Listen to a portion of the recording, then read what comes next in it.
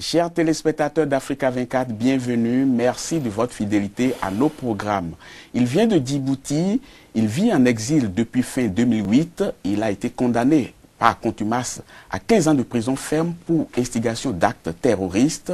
Il a choisi de traîner devant les tribunaux français le président de son pays, Ismaël Omar Guelleh. Il, c'est bien l'homme d'affaires djiboutien, M. Abdourahmane Charles Boré. Merci d'avoir accepté notre invitation. Merci beaucoup pour me recevoir. Pourquoi avez-vous choisi de ne pas répondre aux convocations des juges au point d'être condamné à 15 ans de prison ferme par contumace? Comme j'ai quitté Djibouti fin octobre 2008, la raison c'était parce qu'il y avait l'intervention, si vous voulez, directe de la force publique de gouvernement pour arrêter le plus grand chantier de la port de Djibouti qui s'appelle le port de Doralé, qui était, si vous voulez, un projet avec un crédit commercial privé avec le gouvernement djiboutien et le gouvernement. Donc ils ont arrêté les travaux. Et ils sont arrêtés et le jour-là, j'ai compris qu'il n'y avait plus de logique dans la tête parce que le gouvernement ne réagissait pas d'une façon rationnelle. Et ils partaient même contre leur propre intérêt parce que c'était la période où ils voulaient faire le changement de la Constitution. Oui. Et comme je refuse personnellement en tant que quelqu'un qui est d'abord de la secteur privé et quelqu'un qui comprend que les gens dans le monde aujourd'hui, on aime les bonnes gouvernances, on aime la transparence et on aime qu'il y a, si vous voulez, un pays de droit avec certaines rigueurs. On ne peut pas, je ne pouvais pas me mêler dans le changement de la Constitution. Donc, vous y êtes opposé? Je suis opposé. Et depuis que j'étais opposé, j'ai démissionné. Finalement, j'étais 9 ans en tant que président de l'autorité. Donc, après tout cela, vous êtes parti en exil? Après tout ça, j'ai démissionné. J'ai dit que si on travaille contre l'intérêt national, je démissionne. Le 24, depuis, si vous voulez, début 2009, le président a commencé à mettre la pression en fermant ma société, malgré que j'avais 4000 personnes qui travaillent dans la société. Ils sont arrivés que je ferme la société. Ils sont, si vous voulez, illégalement réquisitionnés et abusivement pris tout mon équipement, mon bien. Même donc vous avez reçu beaucoup de pression. Beaucoup de pression. Et vous êtes parti en exil. Voilà, beaucoup de pression pour que je revienne en courant à Djibouti. Et j'ai dit au président, voilà, excusez-moi, j'ai fait une erreur, je vais accepter, mais moi je suis quelqu'un qui va lutter contre ça. Et je suis prêt à dire non. Et vous payez les frais aujourd'hui? Et je paye les frais. Il y a des gens qui sont perdus leur vie et moi je suis prêt à perdre, si vous voulez. L'argent, c'est moi qui l'ai créé et je pouvais le perdre. Donc suite à cela, il y a un procès qui a été intenté contre vous? Après qu'ils ont fait ça, c'est moi qui l'ai pris. C'est moi qui l'ai pris, un avocat. Le 24 février, j'ai déposé plainte contre le président de Djibouti et son épouse, Odette Haïd. Devant les tribunaux français? Tribunal de français.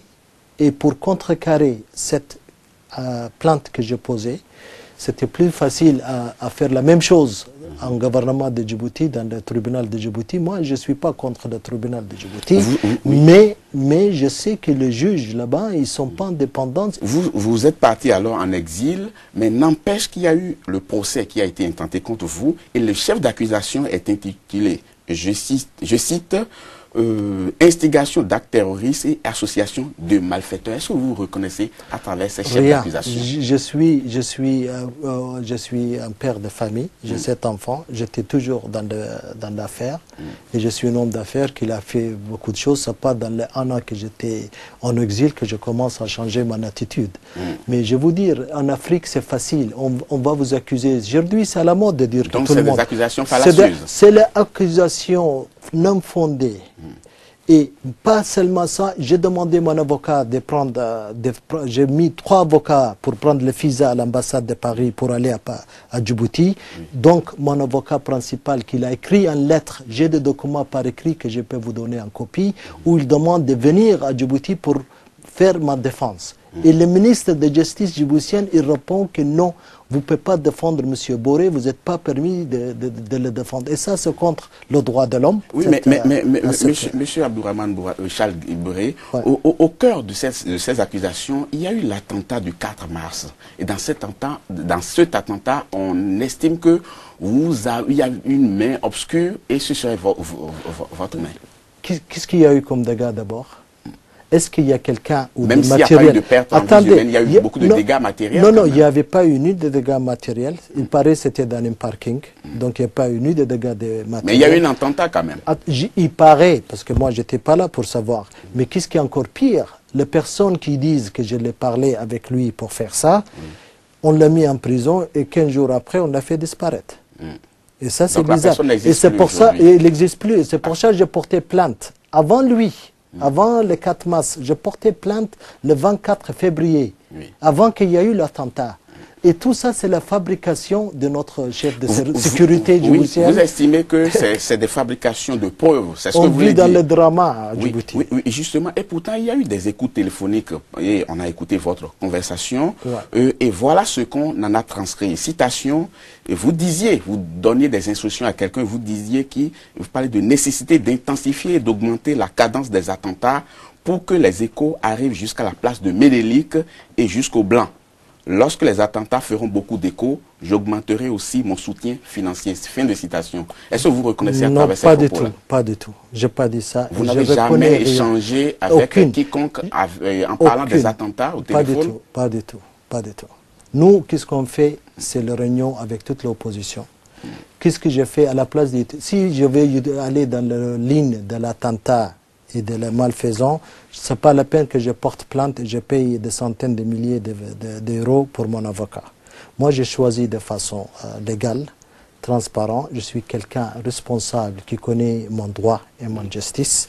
Même si lui, il est président de la République, il y a des choses qu'il n'a pas le droit de les faire. Vous avez justement initié un procès, intenté un procès contre le président et son épouse. Comme chef d'accusation, vous dites pour assassinat de 2 membres de votre famille. Oui. Alors, qu'est-ce qui s'est passé? Il y a le fils de mon frère qui se trouve mort dans son chambre, à côté de sa mère, dans une maison. Il est mort par pendaison, je vois appris. Oui, mais sans bruit, sans rien. Quelqu'un qui a 23 ans, qui fait presque 100 kilos, avec une petite cravate, c'est impossible. Ok, c'est l'intimidation. Donc, il ne s'agit pas de suicide du tout. Notre président, il a l'habitude. C'est pas la première fois. Après ça, il y a eu combien de morts? Il y a eu la mort de la chef de la gendarmerie. Avec 4 balles, il s'est suicidé. Est-ce que vous pouvez se suicider avec 4 balles? Mais vous étiez quand même très très proche du président Ismaël Omar Guelleh. Qu'est-ce qui s'est passé pour que vous tourniez dos? C'est le principe. Moi, je suis un homme de principe et j'accepte pas qu'on touche la Constitution. Et je suis prêt aujourd'hui d'aller contre tout le monde qui va aller contre notre Constitution parce qu'on veut garder notre souveraineté, on veut garder notre dignité en tant que pays. Aujourd'hui, Ismaël Omar, qu'est-ce qu'il fait? Il veut rester président pour la vie. D'où la révision de la Constitution. Oui, malgré il a falsifié la Constitution, comme on vit dans un drama où lui, il fait la mise en scène de l'attentat, il fait la mise en scène de l'élection, il fait la mise en scène de tout. On connaît ça. Mais comment expliquer aujourd'hui autant de meurtres à Djibouti? J'en veux pour exemple le 12 mai 2010, meurtre du colonel Abdi Hassan Bogoré, qui est responsable de la police militaire. Le 31 mai 2010, 3 soldats ont été tués dans l'exercice de leurs fonctions. Et pourtant, c'est un pays fortement sécurisé. Il y a là-bas la plus grosse base militaire française et même une base américaine. Comment expliquer ces écarts quand même de violence? La violence, il est intensifié depuis qu'il y a eu la fin de son 2e mandat. Et quand il ne faut pas oublier, notre chef d'État, il est origine d'un chef de la sécurité nationale, c'est un policier qui connaît tous ces détails. Et c'est dommage que le chef de la gendarmerie, si vous voulez, on dit officiellement à Djibouti qu'il s'est suicidé avec 3 balles ou 4 balles dans le corps. Peut-être qu'il s'est tiré des balles dans le Mais corps. Mais est-ce que vous pouvez tirer 4 fois? La première fois, ça fait pas mal, donc vous répétez la même chose 3 fois, 4 fois, avec 4 trous. J'ai jamais vu une certaine assassination. Apparemment, votre personnalité dérange aujourd'hui parce que peut-être vous avez des visées politiques. Est-ce que c'est vrai que vous avez des visées politiques? Je pense que je peux faire beaucoup mieux que les gens qui sont à Djibouti actuellement. Si j'arrivais... Ce n'est pas de la démagogie ce que vous dites? Pas du tout. Je suis sûr et je pense que les gens dans le secteur privé, ils peuvent faire beaucoup mieux que les gens qui sont aucune notation de business. Si on a la même élection à Djibouti, je peux vous garantir, je suis quelqu'un qui calcule, je suis un homme d'affaires et je sais que je ne vais pas prendre un risque que j'ai aucune chance à gagner. S'il y a cette vote de transparent, le président djiboutien ne va pas gagner 3%. Donc vous êtes aussi populaire, vous voulez dire? Très populaire. C'est pour ça que je suis attaqué. Sinon, pourquoi il m'attaque? Donc aujourd'hui, si je comprends bien, vos affaires sont au point mort? Non. Vos entreprises sont fermées? Écoutez, moi je travaille globalement. Je ne vis pas sur Djibouti, c'est trop petit pour moi.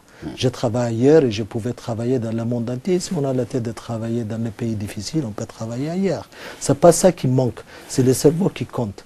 Abdourahmane Charles Bourré, nous sommes à la fin de cette émission. Merci beaucoup d'avoir été des nôtres.